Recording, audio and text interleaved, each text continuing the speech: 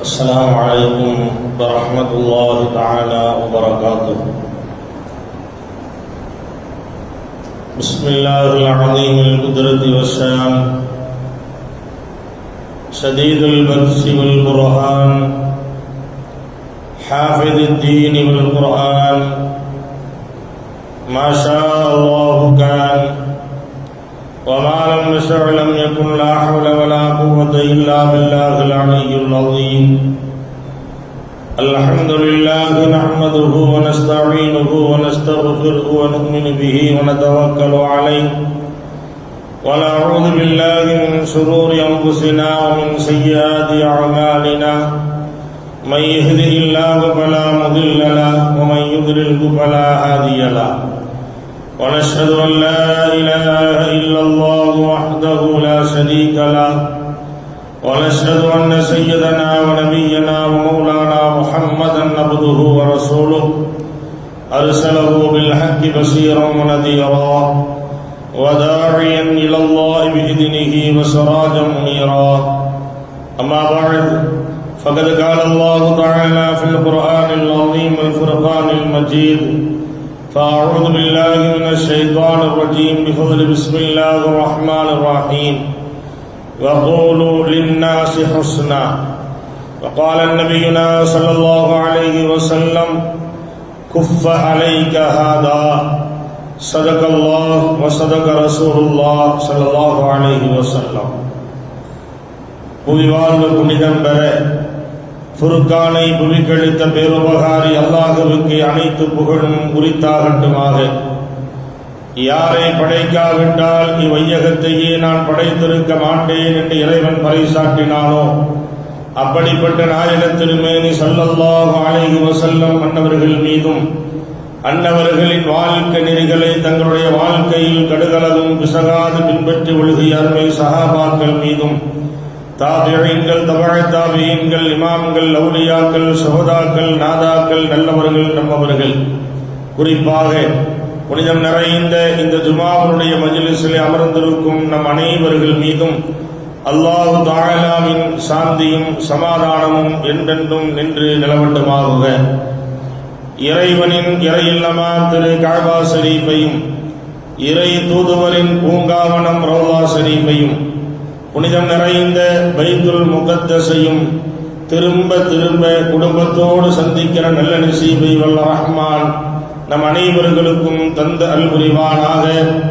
புனிதமான இந்த ஜுமாவுடைய மஜ்லிஸிலே நாம் எல்லாம் எப்படி ஒன்று கூடி அமர்ந்திருக்கிறோமோ இதுபோன்று நாளைய சுவனத்தில் நபிகள் நாயகம் ஸல்லல்லாஹு அலைஹி வஸல்லம் அன்னவர்களோடு ஒன்று கூடி அமரக்கூடிய நல் பாக்கியத்தை வல்ல ரஹ்மான் நம் அனைவர்களுக்கும் தந்த அல்புரிவானாக.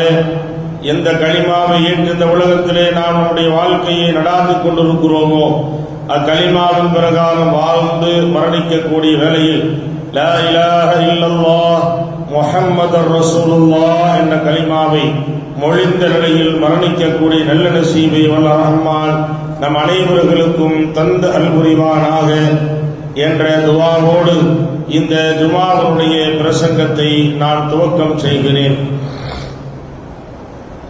கண்ணியத்திற்கும் மரியாதைக்கும் உரிய அல்லாஹ்வின் நல்லடியார்களே, அருமை இஸ்லாமிய பெரியார்களே, இறைவனுடைய பேரருளால் அவனுடைய பேருபகாரத்தால் பாக்கியம் பொருந்திய ஜும்ஆவுடைய வேளையிலே நாமெல்லாம் ஒன்று கூடியிருக்கிறோம். அல்லாஹ் ரப்புல் ஆலமீன் மனித சமூகத்தை படைத்து அந்த மனிதன் எந்த ஒரு கட்டத்திலும் வழிதவறிவிடக் கூடாது என்பதற்காக வேண்டி காலத்திற்கு ஏற்ப நபிமார்களையும் வேதங்களையும் வழங்கி பல்வேறு வகையான சட்ட விதிகளை இந்த சமூகத்திற்கு தந்து மனிதர்கள் வழிதவறாமல் இறைவன் காத்து வருகிறான். நல்லது எது, கெட்டது எது, எதை செய்ய வேண்டும், எதை செய்யக்கூடாது என்று சொல்லுகிற எல்லா இல்மும் எல்லா அறிவும் இந்த சமூகத்திற்கு தரப்பட்டிருக்கிறது. எனவேதான் வாழுகிற மனிதன் இப்படி வாழ வேண்டும், இப்படி வாழக்கூடாது என்று சொல்லுகிற விதிமுறையும் நமக்கு பிரித்து காட்டி தரப்பட்டிருக்கிறது. உலகத்திலே வாழுகிற மனிதன் ஏதோ உலகத்திலே நாம் பிறந்தோம், வளர்ந்தோம், ஏதோ வாழ்ந்தோம், உலகத்தை விட்டு நாம் சென்று விட்டோம் என்று நாம் இருந்து விடக்கூடாது. பிறந்த நாம், வாழ்ந்து கொண்டிருக்கிற நாம், நம்முடைய வாழ்க்கைக்கு பிறகு நமக்கு துஆவை பெற்றுத் தருகிற ஏதாவது நிலைகளில் நம்முடைய வாழ்க்கை தொடர்ந்திருக்க வேண்டும். எனவேதான் மனித சமூகத்திற்கு இருக்கிற பண்புகளிலேயே ஒரு அற்புதமான பண்பு அழகிய குணம் என்பது. இது மனிதர்களுக்கு இருந்துவிட்டால் அந்த அழகிய குணத்தால் அவன் உலகத்திலும் நற்பெயர் பெற்று விடுகிறான், மறுமையிலும் அவன் நற்பெயர் பெற்று விடுகிறான், மறுமையிலே அவன் வெற்றி அடைந்து விடுகிறான் என்பது குர்ஆனும் ஹதீஸும் நமக்கு தருகிற பாடம். அல்லாஹ் குர்ஆனிலே சொல்லுகிற பொழுது அற்புதமான ஒரு வசனத்தை அல்லாஹ் சொல்லுவான், வகூலு லின்னாஸி ஹுஸ்னா, மக்களிடத்தில் நீங்கள் அழகிய முறையிலே பேசுங்கள் என்று அல்லாஹ் சொல்லுகிறான். மக்களிடத்திலே அழகிய முறையிலே நீங்கள் பேசுங்கள், நல்ல குணத்தோடு நீங்கள் பேசுங்கள், கடுகடுத்து பேசாதீர்கள், முகம் சுளித்து பேசாதீர்கள், அழகிய முறையிலே மக்களிடத்திலே நீங்கள் உங்களுடைய பேச்சுக்களை வைத்துக் கொள்ளுங்கள் என்பதாக குர்ஆன் நமக்கு சொல்லுகிறது, அல்லாஹ் நமக்கு சொல்லுகிறான். காரணம், இந்த குணாதிசயம் என்பது ஒரு உயர்ந்த நிலையை நமக்கு தரும். உலகத்திலே வாழுகிற பொழுது குணம் நல்ல முறையில் இருந்தால் மக்கள் மதிப்பார்கள், பிள்ளைகள் மதிப்பார்கள், மனைவி மக்கள் மதிப்பார்கள், அண்டை வீட்டார்கள் மதிப்பார்கள், அடுத்தவர்கள் மதிப்பார்கள், ஊர் உலகம் நம்மை புகழ்ந்து பேசும். நம்முடைய குணம் என்பது கெட்டு போய்விட்டால் அதனால் நமக்கு பிறந்த பிள்ளைகளை நம்மை வெறுப்பார்கள், நாம் கட்டிய மனைவி நம்மை வெறுப்பாள், நம் அண்டை வீட்டார்கள் நம்மை வெறுப்பார்கள், உறவினர்கள் வெறுப்பார்கள், அடுத்தவர்கள் வெறுப்பார்கள். ஏன் மரணித்தாலும் கூட இப்படிப்பட்டவன் ஒருவன் இருந்தால் போய் சேர்ந்து விட்டான் என்று நம்மை சபித்து பேசுகிற ஒரு அவலம் ஏற்பட்டுவிடும். அல்லாஹ் நம்மை பாதுகாப்பானாக. எனவேதான் பாசத்திற்குரிய அன்பு பெருமக்களே, தெளிவாகவே அல்லாஹ் சொல்லுகிறான், வகூலு லின்னாஸி ஹுஸ்னா, மக்களிடத்திலே நீங்கள் அழகிய முறையிலே பேசுங்கள், நல்ல முறையிலே மக்களிடத்திலே பேசுங்கள், கடுகடுத்து நீங்கள் பேச வேண்டாம் என்று சொல்லுகிற வார்த்தையை அல்லாஹ் குர்ஆனிலே பதிவு செய்கிறான். வேறு வசனத்தில் அல்லாஹ் சொல்லுகிற பொழுது வகூலு கௌலன் சதீதா, அல்லாஹ் சொல்லுகிறான், வகூலு கௌலன் சதீதா, மக்களிடத்தில் நீங்கள் உண்மையை பேசுங்க, பொய் பேசாதீங்க. மக்களிடத்தில் என்ன செய்யணும்? உண்மையை நீங்க பேசணும், பொய் பேசாதீங்க. உண்மையை பேசுவதால் எந்த நிலை வந்தாலும் சரி உண்மையை பேச வேண்டும். சஹாபாக்களுடைய வரலாறுகளை எடுத்து பார்த்தால் நமக்கு தெரியும், அவர்கள் உண்மையை தவிர வேறு எதுவுமே பேசவில்லை என்பது வரலாறு. பொய் பேசிய வரலாறுகளை சஹாபாக்களிடத்தில் நாம் பார்க்க முடியாது. தெளிவாக அல்லாஹ் குர்ஆனில் நமக்கு சொல்லித் தருகிறான். ஆக இதுவெல்லாம் ஒரு அழகிய குணாதிசயம். இந்த குணாதிசயம் மக்களுக்கு தேவைப்படுகிறது. பெருமானார் ஸல்லல்லாஹு அலைஹி வஸல்லம் சொல்லுவாங்க, குஃப அலைக ஹாதா, ஸல்லல்லாஹு அலைஹி வஸல்லம் சொல்றாங்க, இந்த நாவை உன் கட்டுப்பாட்டில் நீ வைத்துக்கொள். காரணம், நாவு என்பது அதிகமாக என்ன செய்யும்? அதிகமான மக்களை நரகத்திற்கு அழைத்து செல்வது இந்த நாவுதான். எனவே நாவை உன் கட்டுப்பாட்டில் வைத்துக்கொள். அதை அதனுடைய போக்கில் நீ விட்டுவிட்டால் உன்னுடைய குணாதிசயங்கள் கெட்டு போய்விடும் என்பதை அருமை நபி ஸல்லல்லாஹு அலைஹி வஸல்லம் அவர்கள் நமக்கு சொல்லுவார்கள். கண்ணியத்திற்குரிய அன்பு பெருமக்களே, எனவேதான் குணாதிசயம் நல்ல முறையில் இருக்க வேண்டும், குணம் நல்ல முறையில் இருக்க வேண்டும், அழகிய குணம் மக்களிடத்தில் இருக்க வேண்டும். நம்மளே பார்க்கிறோமா இல்லையா? நல்ல குணம் இருந்தா மக்கள் நம்ம நெருங்குவாங்க. நம்ம குணம் கெட்டு போயிருந்தா பக்கத்திலே வரமாட்டாங்க. நம்ம குணம் கெட்டு போயிருந்ததுன்னா நம்ம பக்கத்திலே வரமாட்டாங்க, அப்படியே ஒதுங்கி போயிடுவாங்க. அப்ப என்ன செய்யணும் கேட்டா, எல்லா மக்களிடத்திலும் சகஜமான நிலையிலே இருக்கணும். பிறருக்கு நல்லதை நாட வேண்டும், கெட்டதை நாடக்கூடாது.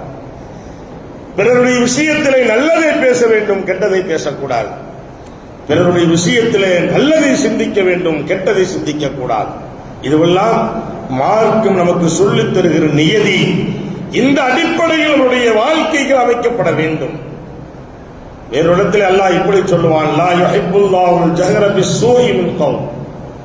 அல்லாஹ் சொல்லுகிற வார்த்தை என்ன தெரியுமா? அசிங்கமான வார்த்தைகள், அருவருப்பான வார்த்தைகள், அப்படி பேசுவதை அல்லாஹ் ஒரு காலும் விரும்புவது இல்லை என்று குர்ஆன் சொல்லுகிறார்.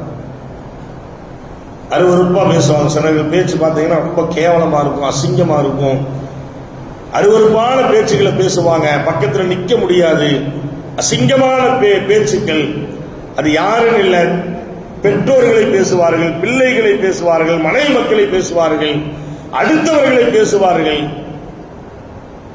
வெறுப்பான வார்த்தைகள். அந்த வார்த்தைகள் வெளிவருகிற பொழுது மக்கள் தெரிச்சு ஓடுவாங்க.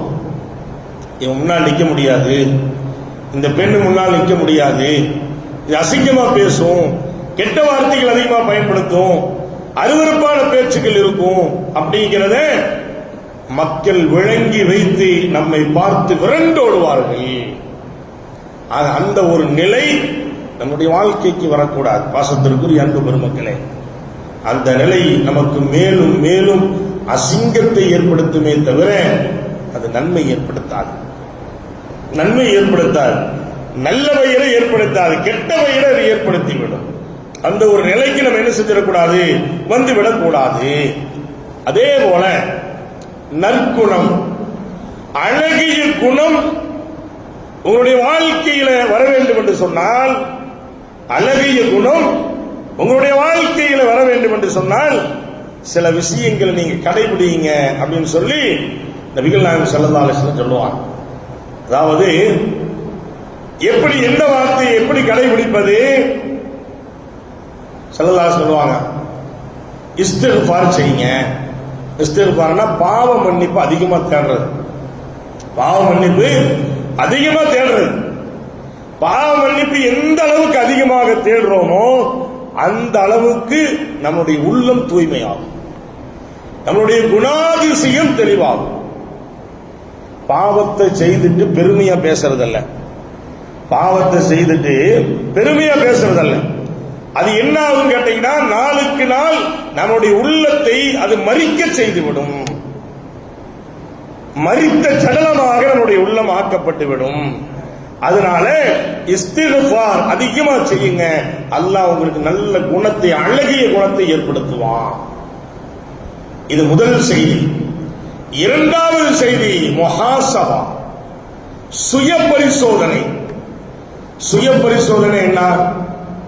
நம்ம இருக்கிறோம், நம்ம என்ன செய்யறோம், எப்படி இருக்கிறோம், நம்முடைய காரியங்கள் எப்படி இருக்குது, நம்முடைய இபாதத்துகள் எப்படி இருக்கு, நம்ம என்ன வியாபாரம் பண்றோம், நம்ம என்ன தொழில் செய்யறோம், யாரிடத்தில் எப்படி நடந்து கொள்ளுகிறோம். தன்னைத்தானே சிந்திக்கிற ஒரு சூழலில் உங்களை நீங்கள் கொண்டு வாருங்கள். அது அழகிய குணத்தை உங்களுக்கு ஏற்படுத்தும் என்பதை நபி ஸல்லல்லாஹு அலைஹி வஸல்லம் அவர்கள் சொல்லுவார்கள். அதான் உமர் ரலியல்லாஹு அன்ஹு சொல்லுவாங்க, ஹாசிபு கபல் அன் துஹாசபு. உமர் ரலியல்லாஹு அன்ஹு சொல்லுவாங்க, ஹாசிபு கபல் அன் துஹாசபு. நீ விசாரிக்கப்படும் முன் உன்னை நீ விசாரித்துக் கொள். எவ்வளவு அற்புதமான வார்த்தை. எப்படி இருந்தாலும் ஒரு கட்டத்தில் நீ விசாரிக்கப்படுவாய். அப்படி உன்னை விசாரிக்கிறதுக்கு முன்னாடி நீ உன்னை விசாரிச்சுக்க.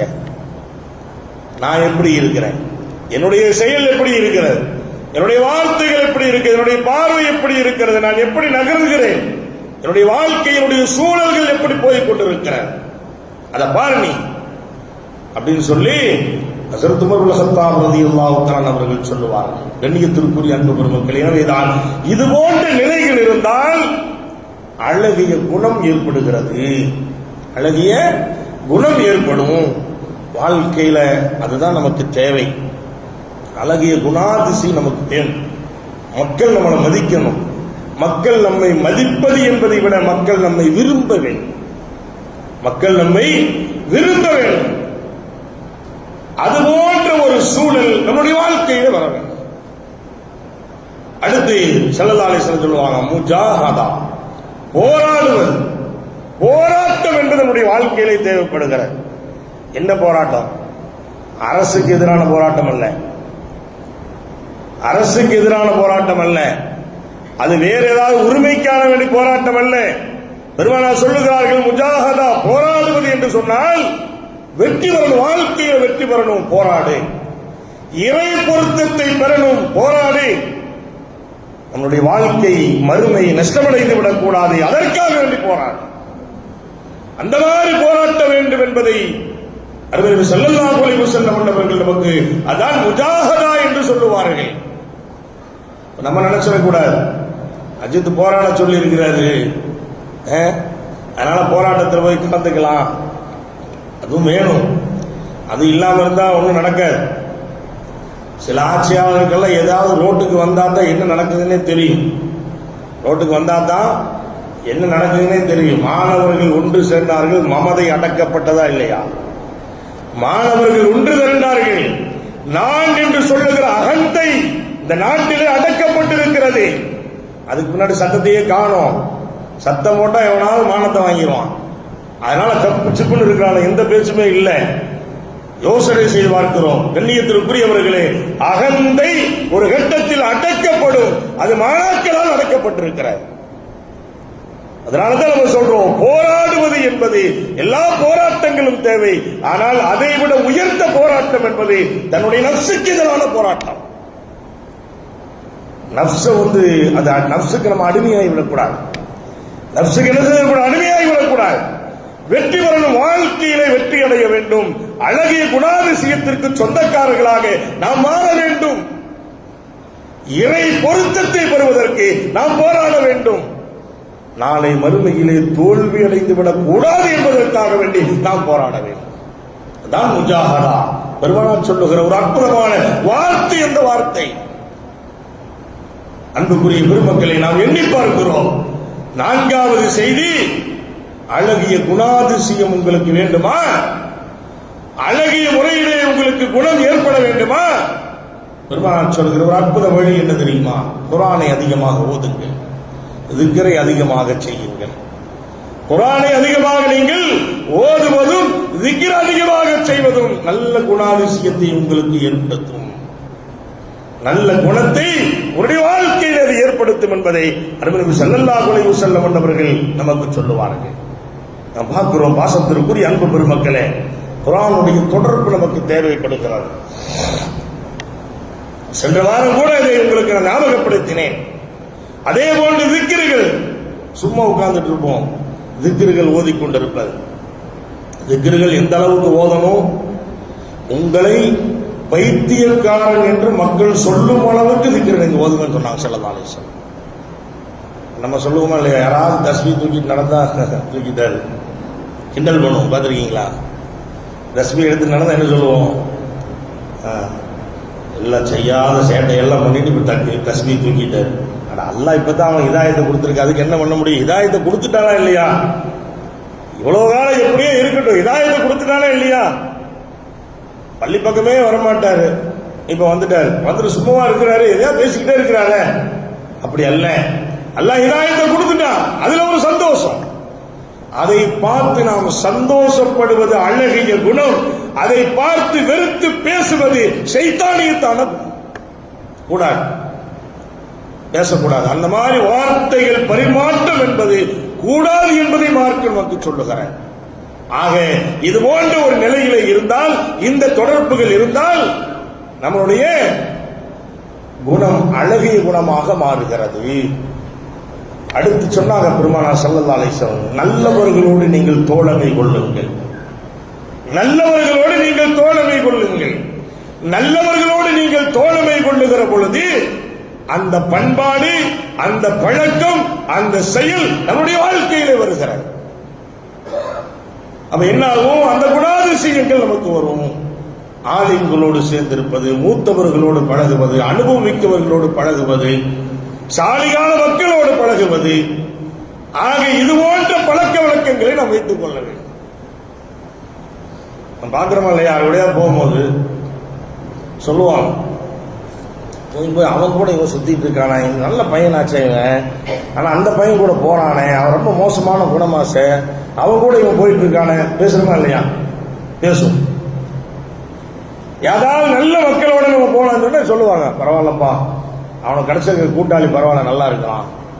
இது நம்ம சொல்றதில்லை, நீங்களும் நாங்களும் நம்மளும் நானும் பேசுவதோ அல்லது யாரோ சொன்ன கருத்தல்ல. நம் உயிருக்கு மேலான கண்மணி ரசூலுல்லாஹி ஸல்லல்லாஹு அலைஹி வஸல்லம் என்பவர்கள் சொல்லுகிற வார்த்தை இந்த வார்த்தை. கண்ணியத்திற்குரிய அன்பு பெருமக்களே, எனவேதான் இது போன்ற ஒரு சூழல்கள் நிறைய பள்ளிவாசல்ல பார்த்தீங்கன்னா, இமாம் பள்ளிவாசல்ல சேரும் போதே சொல்லிடுவாங்க, ஹஜ்ரத் நீங்க தொழுது வைக்கணும், உங்களுக்கு என்ன வேலை தெரியுமா, தொழுது வைக்கணும், ஓதி கொடுக்கணும், பேசாமல் இருக்கிறது. அந்த ஆளு கூட எல்லாம் சேர்ந்து என்ன செய்யக்கூடாது, வெளியெல்லாம் போகக்கூடாது, இந்த சாயா குடிக்கெல்லாம் போகக்கூடாது, வெளியே டூர் எல்லாம் என்ன செய்யக்கூடாது, போகக்கூடாது. அஜித் மாதிரி இருக்கணும். அஜித் எப்படி இருக்கணும், நல்லா தோளில் துண்டு போட்டு முக்காடு போட்டு இங்கேயே உட்கார்ந்துக்கணும். அப்படி நிறைய இடங்கள்ல இந்த கெட்ட பழக்கம் இருக்குது. அல்லாஹ்வுடைய தூதர் என்ன சொல்றாங்க, ஸல்லல்லாஹு அலைஹி வஸல்லம் சொல்றாங்க, ஆலிம்களோட நெருக்க வைங்க, சாலிகான மக்களோட நெருக்க வைங்க, மூத்தவர்களோடு அனுபவம் மிக்கவர்களோடு பழகுங்க.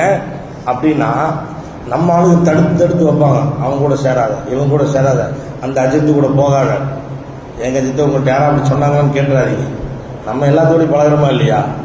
ஏன் பைசல் அப்படித்தானே, நம்ம எல்லாத்தோடையும் பழகுவோம். அப்ப எதுக்கு சொல்றோம் அப்படின்னா, இந்த மாதிரி சில சூழல்கள் பெருமானார் ஸல்லல்லாஹு அலைஹி வஸல்லம் சொல்றாங்க, அழகிய குணம் உனக்கு ஏற்பட வேண்டுமா, என்ன செய்ய, இந்த மாதிரி எல்லாம் நல்லவர்களோடு தோழமை கொள். நல்லவர்களோடு தோழமை கொண்டால் எங்க அற்குணத்திற்கு சொந்தக்காரனாக நீ மாறுவாய், உன்னுடைய பழக்க வழக்கங்கள் மாறுபடும், நீ நல்லவனா வருவ. நீ மரணித்து விட்டாலும் கூட உன்னை குறித்து இந்த உலகம் துஆ செய்யும் பேசும் என்று சொன்னார்கள் அருமை நபி ஸல்லல்லாஹு அலைஹி வஸல்லம். கண்ணியத்திற்குரிய அன்பு பெருமக்களே, அது போன்ற ஒரு சூழல்களை நாம் உருவாக்கி கொள்ள வேண்டும். இன்னைக்கு நிறைய மக்களை பார்க்கிறோம், தப்பான பழக்கம் உள்ளவர்களோடு பழகி கொண்டிருக்கிறார்கள், சுற்றி கொண்டிருக்கிறார்கள். தவிர்க்கப்பட வேண்டும். தவறான எண்ணம் இருக்கக்கூடியவர்கள், தவறான பழக்க வழக்கங்கள் இருக்கக்கூடியவர்கள், போதைக்கு அடிமையாக இருக்கக்கூடியவர்கள், மதுவுக்கு அடிமையாக இருக்கக்கூடியவர்கள், இது போன்றவர்களோடு நெருக்கத்தை வைப்பதிலிருந்து நம்முடைய பிள்ளைகளை காப்பாற்ற வேண்டிய கடமை நமக்கு இருக்கிறது. காப்பாற்ற வேண்டிய கடமை நமக்கு இருக்கிறது. நம்முடைய பிள்ளைகளை பாதுகாக்க வேண்டும். கண்ணியத்திற்குரிய அன்பு பெருமக்களை, இது ரொம்ப மோசமான ஒரு காலகட்டத்திலே நம்முடைய நாட்கள் நகர்ந்து கொண்டிருக்கிறது. அதே போலதான் பெருமானார் ஸல்லல்லாஹு அலைஹி வஸல்லம் சொன்னார், அழகிய குணம் அது மனிதனுக்கு வர வேண்டும். அதனுடைய வெளிப்பாடை பெருமானார் சொல்லுகிற பொழுது ரசூலுல்லாஹ் சொல்லுவாங்க, ரகசியமாக அமர்ந்து, அது பள்ளியிலா இருந்தாலும் சரி, வீட்டிலாக இருந்தாலும் சரி, ரகசியமாக யாருக்கும் தெரியாமல் அமர்ந்து அல்லாஹ்விடத்திலே கை உயர்த்தி கண்ணீர் வடித்து துஆ செய்கிறானே, அவனுடைய குணத்தை அல்லாஹ் இலகுவாக்குவான். அது மட்டுமல்ல, அவனுடைய கண்களில் இருந்து வடிகிற அந்த தண்ணீர் நரகத்தினுடைய நெருப்பை அணைத்து விடுகிறது என்று சொன்னார்கள் அருமை நபி ஸல்லல்லாஹு அலைஹி வஸல்லம்.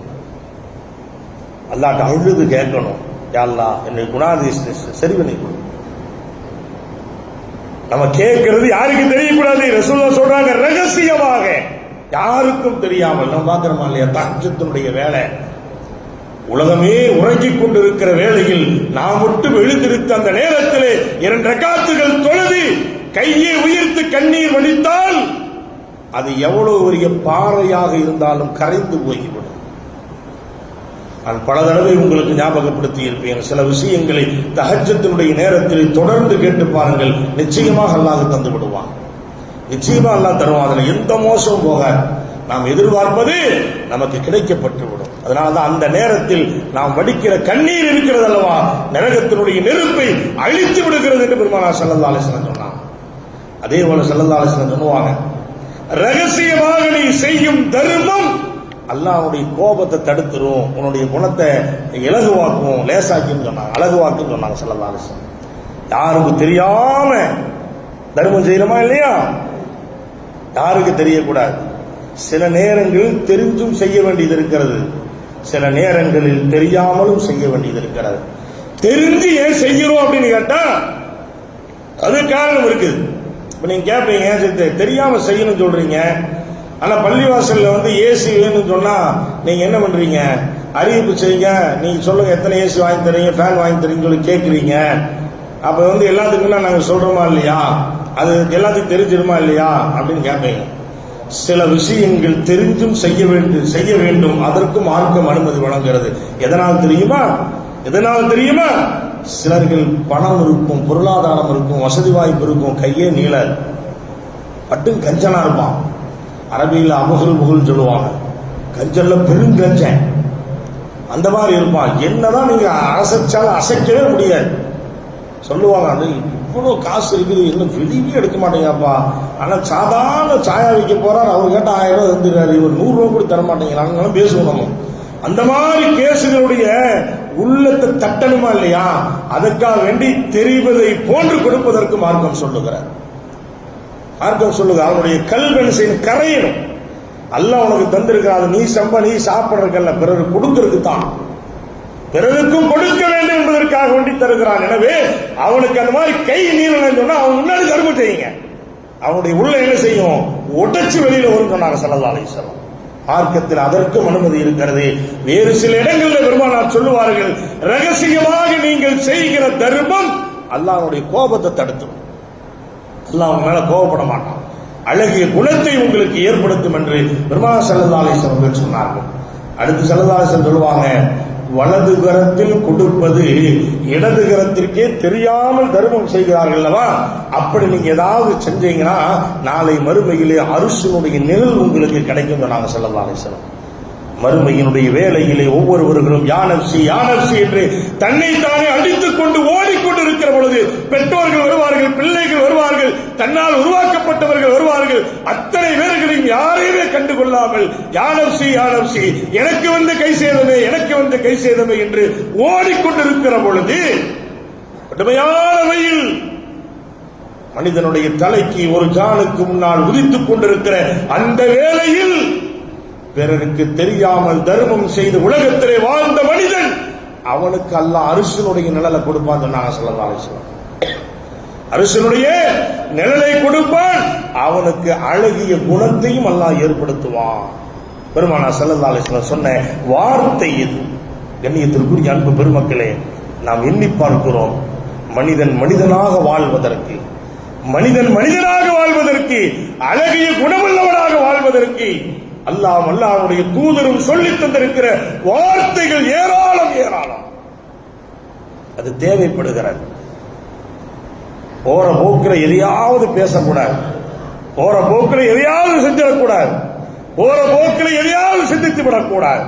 நீ இப்படித்தான் இருக்கணும், இதைத்தான் பேசணும், இப்படித்தான் பார்க்கணும், இப்படித்தான் சிந்திக்கணும். இதுதான் வாழ்க்கை என்பதை அடித்தளமாக அமைத்து தந்திருக்கிற மார்க்கம் இஸ்லாம். ஹஜ்ரத் ஹுதைஃபா ரலியல்லாஹு அன்ஹு வந்து ஒருத்தர் கேட்பாரு, நான் முனாஃபிகா மூமினான்னு கேட்பார். ஹுதைஃபா ரலியல்லாஹு அன்ஹு வந்து என்ன கேட்பாங்க, நான் முனாஃபிகா மூமினான்னு கேட்பார். இவர் முனாஃபிகா மூமினாங்கிறது ஹுதைஃபா ரலியல்லாஹு அன்ஹு அவங்களுக்கு எப்படி தெரியும்? அவர் கேட்பார். அப்ப அவங்க 2 சொல்லுவாங்க, நான் உன்கிட்ட 2 கேள்வி கேட்கிறேன், அதுக்கு நீ பதில் சொன்ன அப்படின்னா நீ மூமினா முனாஃபிகாங்கிறத நான் சொல்றேன் அப்படிங்குவான். அப்ப முதல் கேள்வி என்ன கேட்பாங்கன்னா, நீ செய்கிற தர்மம், நீ செய்கிற பிறர்களுக்கு செய்கிற உதவி அல்லாஹ்வுக்காக வேண்டி நீ ஒன்று செய்கிறியா, இல்ல பிறர்கள் பார்க்கணுங்கிறதுக்காக செய்தியா? ஐயன் அப்படியெல்லாம் இல்லைங்க, நான் தெரியாம அல்லாஹ்வுடைய நன்மையை பெறணுங்கிறதுக்காக என் வாழ்க்கையில் நான் செஞ்சுட்டு இருக்கிறேன் எல்லாமே, மற்றதெல்லாம் அடுத்த விஷயங்கள் அது எனக்கு தேவையில்லை, என் வாழ்க்கையை நான் இப்படித்தான் அர்ப்பணிச்சிருக்கிறேன். ஏன்னா அவர் கொடுத்து வாழக்கூடியவர் என்று அந்த ஊரில் பேசக்கூடிய ஒரு மனிதன். அப்ப ஹுதைஃபா ரலியல்லாஹு அன்ஹு சொல்லுவாங்க, அப்படியா? 2வது ஒரு கேள்வி கேட்பாங்க, சரி அப்படி என்றால் உன் வாழ்க்கையில ஏற்படுகிற சருகுதல் பாவங்கள், இதற்காக வேண்டி நீ அல்லாஹ்ட்ட தொடர்ந்து நீ தௌபா செய்றியா, பாவ மன்னிப்பு தேடுறியா அப்படின்னு கேட்பாங்க. நான் ஒவ்வொரு நொடி பொழுதும் அல்லாஹ்விடத்திலே கை உயர்த்துகிற பொழுதெல்லாம் தௌபா செய்து தான் இருப்பேன், அதுக்கு பிறகுதான் நான் துவாவே செய்வேன், பாவ மன்னிப்பை தேடிய பிறகுதான் துவாவையே நான் தொடருவேன் அப்படின்னு சொல்லுவாங்க. அப்ப ஹுதைஃபா ரலியல்லாஹு அன்ஹு சொல்லுவாங்க, நீ மூமின் தான்ப்பா, நீ முனாஃபிக் இல்லை. இந்த ரெண்டு செயலும் மோமின்களுடைய அடையாளம். இது இல்லாதவர்கள் முனாஃபிக்குகள் என்பதை அருமை நபி ஸல்லல்லாஹு அலைஹி வஸல்லம் அவர்கள் சொல்லி நான் கேட்டிருக்கிறேன் என்று சொல்லுவார்கள். ஹஜ்ரத் ஹுதைஃபா ரலியல்லாஹு தஆலா அவர்கள். இந்த குணாதிசயங்கள் மனிதனுடைய உள்ளத்திற்கு வர வேண்டும். இந்த அழகிய குணம் மனிதனுக்கு வர வேண்டும். ஆனால் இன்னைக்கு உலகம் எப்படி இருக்கிறது? பாவம் செய்துவிட்டு அதை பகிரங்கப்படுத்துகிற நிலையில இருக்கிறார்கள். ஒரு தப்ப பேசுறான், பேசின பிறகு நான் இப்படித்தான் பேசுவேன் அப்படிங்கிறான். ஒரு தவறை செய்கிறான், செய்துவிட்டு நான் தான் செய்தேன் என்று மக்களிடத்தில் பேசுறான். எவ்வளவு மோசமான ஒரு காலகட்டத்தில் நம்ம இருக்கிறோம். நான் தான் செஞ்ச பெண்ண கேட்கிறோமா இல்லையா? இந்த மாதிரி ஒரு நிலை 1400 ஆண்டுகளுக்கு முன்னால் அருமை நபி ஸல்லல்லாஹு அலைஹி வஸல்லம் அவர்கள் சொன்னார்கள். பாவம் செய்துவிட்டு மக்களிடத்தில் அதை பெருமையோடு பேசுகிற ஒரு காலம் என் உம்மத்திலே வரும் என்று சொன்னார்கள். அந்த காலத்தில் வாழுகிறோமோ என்று சொல்லுகிற ஒரு ஐயம் நமக்கு ஏற்படுகிறது. கண்ணியத்திற்குரிய அன்பு பெருமக்களே, எனவேதான் நாம் எண்ணி பார்க்கிறோம், வாழ்க்கையில அழகிய குணமுள்ளவர்களாக நாம் மாற வேண்டும்.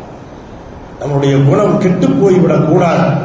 அது கெட்டு போய்விட்டால் அது இந்த உலகத்திலும் நமக்கு கை சேதமாகிவிடும், நாளை மறுமையிலும் அது மிகப்பெரிய ஒரு கை சேதத்தை நமக்கு ஏற்படுத்திவிடும்.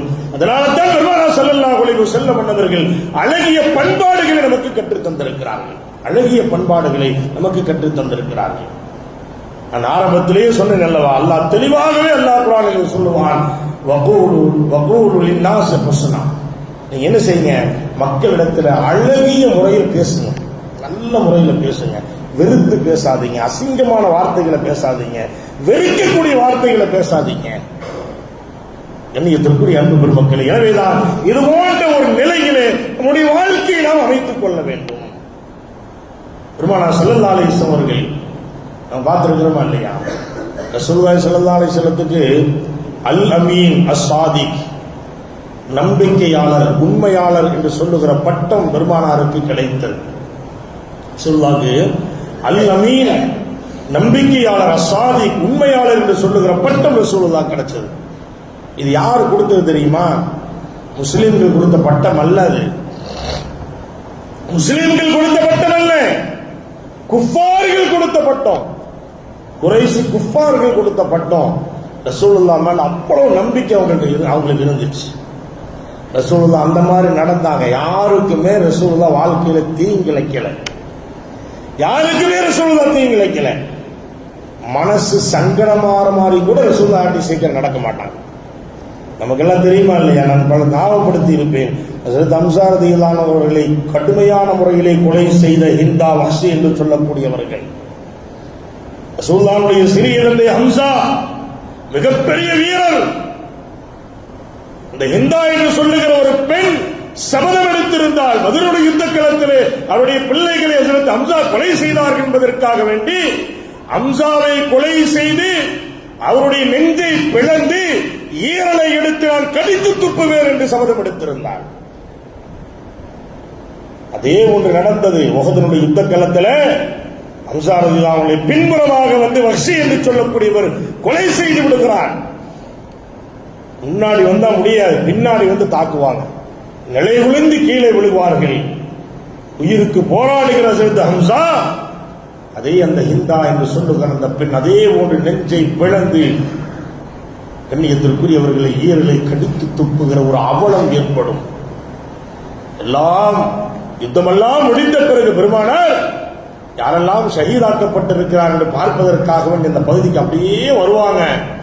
வந்து பார்க்கிற பொழுது கடுமையாக அழுது விடுவார்கள். தன் சிறிய தந்தையினுடைய கோர உடலை பார்ப்பார்கள். சின்னாபின்னமாக்கப்பட்டிருக்கும் ஹம்ஸா ரலியல்லாஹுடைய உடல், நெஞ்செல்லாம் பிளந்து அலங்கோலமான முறைகளை காட்சியளிப்பார்கள். ஹதீஸிலே சொல்லப்படுகிறது, பெருமானார் பல தடவை சில நேரங்களில் அழுது இருக்கிறார்கள். ஹஜ்ரத் ஹம்ஸா அவர்களுடைய இந்த நிலையை பார்த்து, தன் சிறிய தந்தையினுடைய நிலையை பார்த்து அழுததை போன்று பெருமானார் அழுது அவ்வளவு அழுதாங்க ரசூலுல்லாஹ். ஆனா ஒரு கட்டத்தில் அந்த வஹ்ஷியும் ஹிந்தாவும் ரசூலுல்லாஹ்ட்ட வருவாங்க. நம்மள்ட்ட வந்திருந்தா குர்பானி கொடுத்துருப்போம், அப்படித்தானே? நம்மள்ட்ட வந்திருந்தா குர்பானி கொடுத்துருப்போம். எவனா செஞ்சு இந்த மாதிரி செஞ்சவன் வந்தானே என்ன செய்வோம்? மன்னிப்பு கேட்டுதான் வருவான். மன்னிப்பா உனக்கா அப்படின்னு கேட்போம். ரசூலுல்லாஹ்க்கு முன்னாடி வந்து நிற்பாங்க. ரசூலுல்லாஹ் ஒரே ஒரு வார்த்தை தான் அவங்கள்ட்ட சொல்லுவாங்க. சொல்லுவாங்க இதுதான் ரசூலுல்லாஹ்வுடைய குணம் என்னங்கிறது இதுல தெரிஞ்சுக்கணும். ஒரே ஒரு வார்த்தையை தான் சொல்லுவாங்க. கலிமா சொல்லி கொடுத்துருவாங்க. அஷ்ஹது அல்லா இலாஹா இல்லல்லாஹ் வ அஷ்ஹது அன்ன முஹம்மதர் ரசூலுல்லாஹ் சொல்லிட்டு சொல்லுவாங்க, நீங்க இஸ்லாத்துக்கு வந்துட்டீங்க, இஸ்லாத்தினுடைய அடிப்படையில் வாழ்ந்துக்குங்க. ஆனா எல்லா சஹாபாக்களும் அடிக்கடி என் முன்னாடி வர்ற மாதிரி நீங்க 2 பேரும் முன்னாடி வரவாண்டா சொல்லுவாங்க. எல்லாரும் முன்னாடி வந்துட்டு போவாங்களே, நடமாடுவாங்க இல்லையா? அந்த மாதிரி நீங்க 2 பேர் மட்டும் அடிக்கடி முன்னாடி நடமாடாதீங்க. நீங்க முன்னாடி நடமாடும் போதெல்லாம் என் சிறிய தந்தையினுடைய அந்த உடலினுடைய ஞாபகம் எனக்கு வருதுன்னு சொல்லுவாங்க. யோசனை செய்து பாருங்கள் அன்பு பெருமக்களே, ரசூலுல்லாஹ்வுடைய குணாதிசயம் அப்படித்தான் இருந்தது. தனக்கு விஷம் வைத்தவள் என்று தெரிந்தும் கூட அவனுக்கு உதவி செய்தவர்கள் பெருமானார். தனக்கு விஷம் வைத்தால், உணவலை விஷத்தை கலந்தால் அவளுக்கு ரசூலுல்லாஹ் உதவி செஞ்சார். வரலாறு சொல்லுகிறது, தாயிஃபிலே அடித்து உடைத்து துரத்தினார்கள் பெருமானாரை. அந்த மக்களை மன்னித்தார்கள் பெருமானார். முடியுமா? இதுதான் அழகிய குணம் என்பது. இந்த குணாதிசயம் இந்த உம்மத்திற்கு வர வேண்டும் என்பதை அதிகம் விரும்பியவர்கள் நபிகள் நாயகம் ஸல்லல்லாஹு அலைஹி வஸல்லம் அதிகமாக விரும்பினார்கள். எனவேதான் கண்ணியத்திற்குரிய அன்பு பெருமக்களே, குணாதிசயம் சரியாக இருந்தால் அல்லாஹ் இன்மையிலும் வெற்றியை தருவான், மறுமையிலும் வெற்றியை தருவான். நாம் மரணித்து விட்டாலும் கூட இந்த உலகம் இப்படிப்பட்ட மனிதர்கள் வாழ்ந்தார்கள், இந்த ஊரில் ஒருவர் இருந்தார், இப்படி இருந்தார், இந்த குணாதிசயத்தோடு இருந்தார், அத்தனை பேர்களையும் அரவணைத்தார் என்று சொல்லுகிற துஆ நமக்கு கிடைக்கும். நிம்மதியோடு கபரிலே வாழலாம். நம்முடைய குணாதிசயங்கள் என்பது பொடுபோக்காக இருந்தால், மூர்க்கத்தனமாக இருந்தால், கடுகடுத்த நிலையில இருந்தால் நிச்சயமாக நாம் மரணித்து விட்டாலும் கூட கபரிலும் நான் நிம்மதியோடு வாழ முடியாது. கொடுங்கோலம் இருந்தான், மோசமானவன் இருந்தான் அப்படின்னு மக்கள் பேசுவாங்க. அது நம்மை நிம்மதியாக கபரிலும் வசிக்க விடாது. அந்த கோரமான நிலையிலிருந்து அல்லாஹ் நம்மை பாதுகாப்பானாக. உலகத்தில் வாழும் காலமெல்லாம் அழகிய குணத்தோடு, நல்ல எண்ணத்தோடு, நல்ல செயல்பாடுகளோடு எல்லா மக்களையும் அரவணைத்து, உயர்ந்தவன் தாழ்ந்தவன், வசதி உள்ளவன் வசதி இல்லாதவன் என்று சொல்லுகிற வித்தியாசம் இல்லாமல் எல்லா மக்களும் ஒன்றுதான் என்று சொல்லுகிற நிலையிலே ஒன்று சேர்ந்து ஒற்றுமையோடு விட்டு கொடுத்து அழகிய குணத்தோடு வாழுகிற அற்புத நிலையை அல்லாஹ் நம் அத்தனை பேர்களுக்கும் வழங்கி அருள் புரிவானாக. வஆகிரு தஅவானா அனில் ஹம்துலில்லாஹி ரப்பில் ஆலமீன். அஸ்ஸலாமு அலைக்கும் வரஹ்மத்துல்லாஹி தஆலா வபரகாத்துஹு.